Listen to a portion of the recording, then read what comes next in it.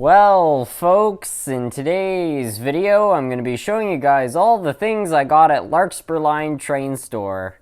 I ended up buying one locomotive on my last visit there, but I somehow ended up walking away with 5 different engines, and I'll explain exactly how that happened, but first I think I'll show them all to you.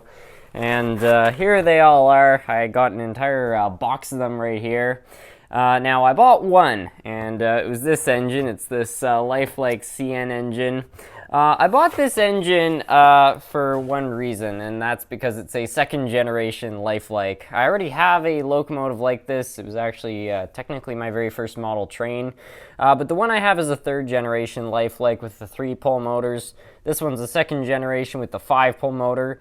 And in my experience, these are actually decently reliable. They're definitely not any, Ather and Blue Box grade stuff, but I'm quite a fan of the second generation Life-Likes. They're probably like Life-Likes Prime if you don't count Proto. So, yeah, I ended up getting that. I'll take it out of the package. I haven't actually seen what condition it's in outside of the packaging. It doesn't even say if it ran or not, but I guess we'll find out. You also probably notice it says $24.95, so pretty much 25 bucks.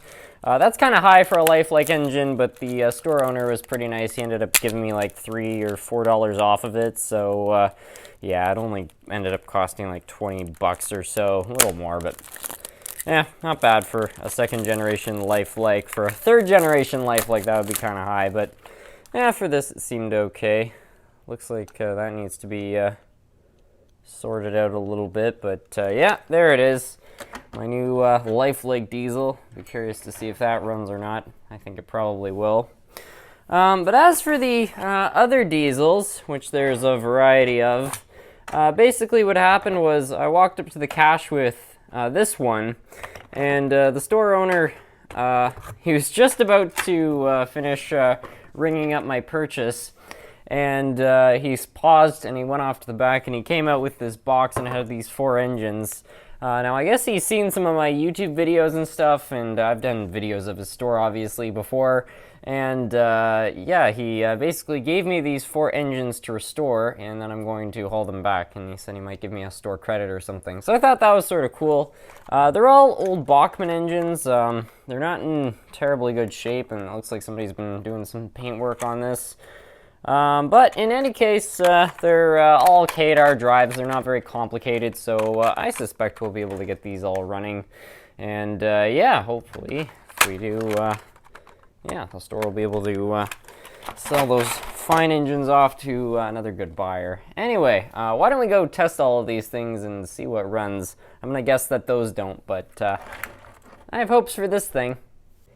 Alright, so here are all the engines. I figure we'll test them all and see if we can kind of figure out what's going on with them.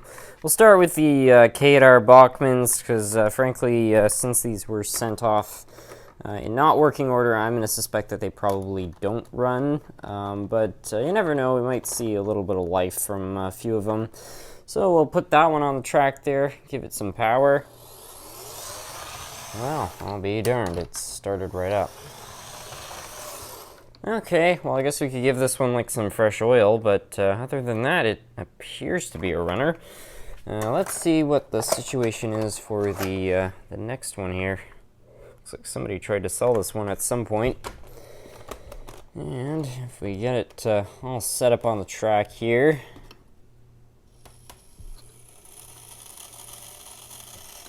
Weird.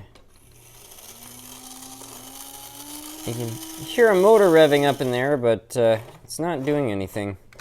I haven't seen that problem before. Oh, that doesn't feel like it's locked in.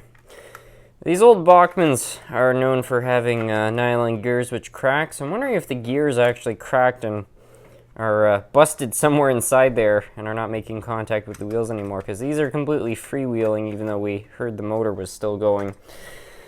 So, yeah, that's interesting. Anyway, let's see what the case is for this Via.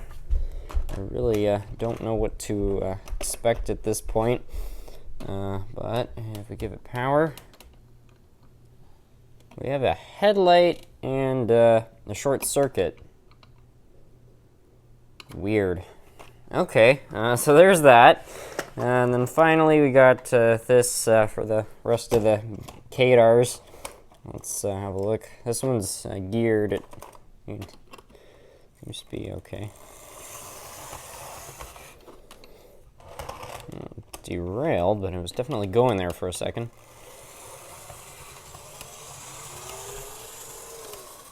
Okay, so we got that.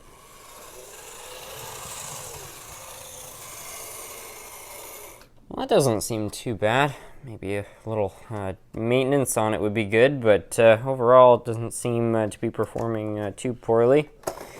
And now finally the Life-Like here, which again is a second generation. Let's have a look at that. Get her all set up on the track here, and who knows when this was last run, but it's doing it.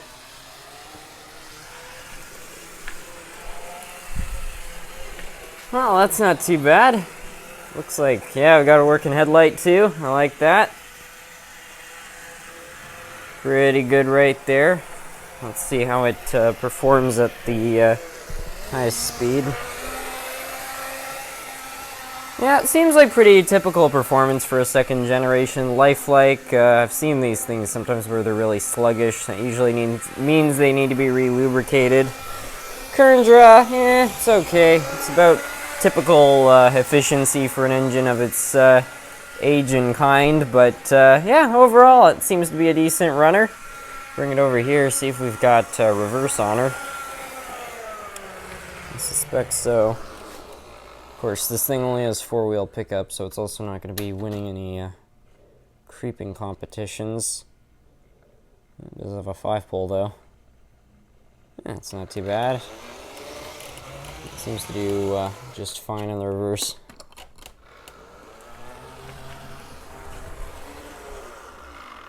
Okay, well that's quite alright. Anyway, that's going to be it for today's video. I hope you all enjoyed. I certainly enjoyed getting to test all of these locomotives. And it was fun shopping at Larkspur. It's going to be, I think, interesting to see if we can get all these working. I've already got two which are pretty hopeful, but, you know, it's, with a bit of effort, maybe we'll be able to get them all running. I really just don't know what the situation's like on all of them, but these are very simple engines, so it shouldn't be too hard. And I'll probably end up doing some work on this one just to make it a little bit better, but so far I'm happy. 20 bucks for a second generation Life-Like. It's kind of a cool engine, so yeah, I'm quite pleased with that. Anyway, that's going to be it for today's video. Thank you all so much for watching.